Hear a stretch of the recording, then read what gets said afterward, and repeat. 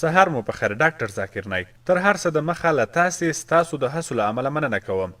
زما پوښتنه داسې ده چې زه له تاسې یوه ډیره ساده پوښتنه لرم.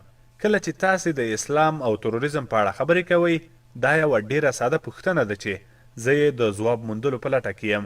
هیله کوم چې زما پوښتنه په چا بده ونه لګیږي. په عراق، افغانستان او پاکستان کې څه روان دي؟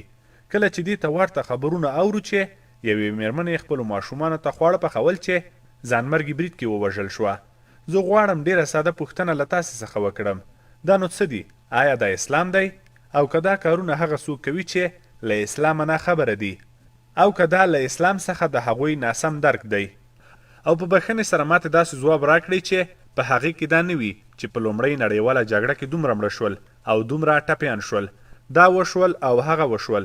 یا دا چې دا د امریکا پروپاګند او تبلیغات دي. ورور داسې پوښتنه لري چې په عراق او افغانستان کې څه روان دي، چې یوه میرمن خپلو ماشومانو ته خواړه پخوي او بیا په ځانمرګي حمله کې ووژل شي. زه به تا ته د اسلام اصولو له مخې ووایم. دا به پرېږدو چې میډیا رښتیا وایي او که دروغ. د قرآن کریم په 5 سپاره د مایدې سورت په 32 آیات کې الله جل جلاله فرمایي که څوک په ځمکه کې یو بېګناه انسان ووژني، داسې ده لکه ټول انسانیت یې چې وژلی وي، که هغه بېګناه انسان مسلمان وي او که غیر مسلمان، لیکن وژلو سره یې داسې ده لکه ټول انسانیت یې چې وژلی وي. او که چیرې څوک د یو انسان ژوند وژغوري، داسې ده لکه ټول انسانیت یې چې ژغورلی وي. نو په قرآن کریم کې د یو بېګناه انسان له وژلو منع شوې ده. که چیرې په ځانمرګي برید کې کوم بېګناه خلک وژل کیږي، دا نو بیا 100 په 100 کې اسلام کې نشته. که دا په افغانستان، پاکستان، امریکا، دوبۍ او هر چیرته وي، که تش په نوم مسلمان دا کار کوي، که د امریکا پروپاګنډ وي او که بل څه وي، مګر د بېګناه انسان وژل په اسلام کې منع دي. سمه ده. د پوښتنې جواب مو ترلاسه کړ؟ هو. 100 په 100 کې؟ هو. ښه دا نو غلط کار دی. 100%. داسې بیان چې د یو انسان وژل د ټول انسانیت وژل دي، ما تر اوسه په بل کوم آسماني کتاب کې نه دی لیدلی. تر اوسه مې له قرآن عظیم الشان پرته په کوم بل آسماني کتاب کې نه دی لیدلی چې داسې پکې راغلی وي چې که چیرې ته یو بېګناه انسان ووژنې، داسې ده لکه تا چې ټول انسانیت قتل کړی وي.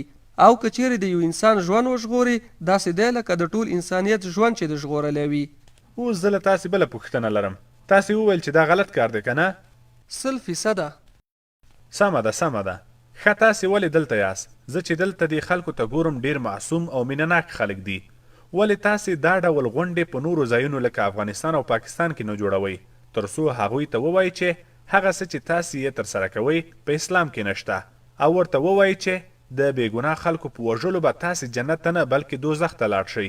که په هر ځای کې بېګناه خلک وژل کیږي، که هغه په 11 د سپټمبر پیښه کې وو، که د لندن په چاودنو کې بېګناه خلک ووژل شول، که چیرې ته زما نه خوښیږي او تا وژنم، که چیرې زما یهود نه خوښیږي او زه امریکا ته لاړ شم تر څو بېګناه امریکایان د هغوی له کورنیو سره ووژنم، آیا له دې څخه به دا غوره نه وي چې تاسې دلته د 4 یا 5 کسانو مسلمانولو په ځای هلته لاړ شئ او هغوی پوه کړئ چې د بېګناه انسان وژل ښه کار نه دی، تر څو د زرګونو خلکو ژوند وژغورل شي؟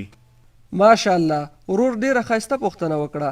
دی وایي چې ته ولې پاکستان، افغانستان او یا بل ځای ته نه ځې تر څو خلکو ته دا پیغام ورسوي او هغوی منع کړي.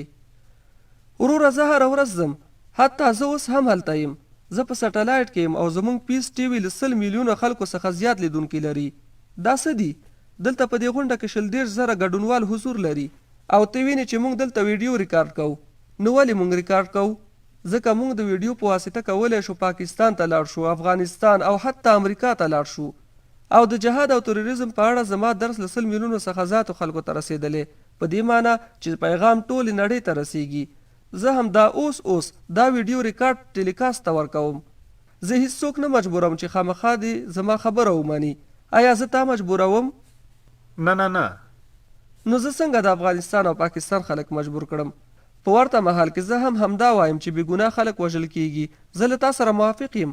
څومره خلک لکه تا چې وویل چې آیا دلته له مسلمانولو به هغه کار غوره نه وي؟ نو زما کار د پیغام رسول دی. فذکر انما انت مذکر. الله پاک په سورة الغاشیه کې فرمایي زمونږ کار خلکو ته د پیغام رسول دی، موږ د خلکو زړونه نشو بدلولی. الله پاک خپل پیغمبر صلی الله علیه وسلم ته فرمایلی دی چې ته نیکې لارې ته هدایت کوونکی نه یې، هغه الله دی چې چاته وغواړي هدایت ورته کوي. زه خبرې کولی شم مګر څوک بدلولی نشم. دا الله پاک دی چې انسان ته هدایت کوي او بدلوي یې. زه کولی شم وغږیږم که خلک پوهیږي او که نه دا د الله پاک کار دی. اساسي پوښتنې ته به راشو. زما په نظر ته باید زما کیسټ آیا تروریزم په اسلام پورې منحصر دی وګوري. که چیرې ته دغه کیسټ وګورې نو د تروریزم په اړه به ستا نظریه پراخه شي.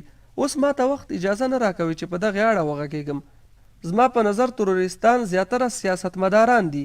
دا هغه څوک دي چې دا ایجادوي.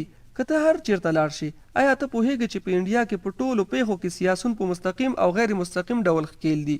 ولې د بابري مسجد پیښه رامنځته شوه؟ ولې؟ د سیاسیونو له امله. د ګجرات پیښه د سیاسونو له وجې. په 11 سپتمبر کې څه پېښ شول؟ یو ځل زما کیسټ وګوره. دا د هغوی داخلي کار و. د امریکایي ساینسپوهانو له نظره هغوی وایي چې د 11 سپتمبر پیښه د 19 عربانو په لاس کېدل ناممکنه خبره ده او دا یو داخلي کار و. ذاکر نایک یې نه وایي. 2 امریکایي ساینسپوهان یې وایي داخلي کار و. چا وکړ؟ جورج بوش. افغانستان. لږ صبر وکړه تر څو زه خپل جواب پوره کړم. په افغانستان کې په زورګونو خلک وژل کیږي. دوی پرې کلسټر بمونه غورځوي. دې ته پوښ وخور کړئ. په زورګونو خلک. تاسې په ځانمرګو حملو کې د خلکو وژل یادوئ. هو دا حرام دي او زه دا کارونه غندم. مګر له دې څخه زیات باید هغه وغندل شي کله چې امریکا خپل پوځونه افغانستان او عراق ته لیږي او هلته په زورګونو خلک وژني. صدام حسین. زه د صدام حسین مینوال نه یم. هغه هم ډېرې خطاګانې ترسره کړې وې. د عراق خلک به له صدام حسین څخه ډارېدل مګر کله چې امریکایان عراق ته ورننوتل نو خلک له صدامه ډېر له امریکا څخه ویرېدل. امریکا د دې لپاره عراق ته رانغله چې خلک له صدامه خلاص کړي. پوهیږي چې امریکایان د څه لپاره عراق ته راغلل؟ معلومه خبره ده چې د تیلو او پیسو لپاره. د هغوی اصلي هدف خپلې ګټې او تیل وو.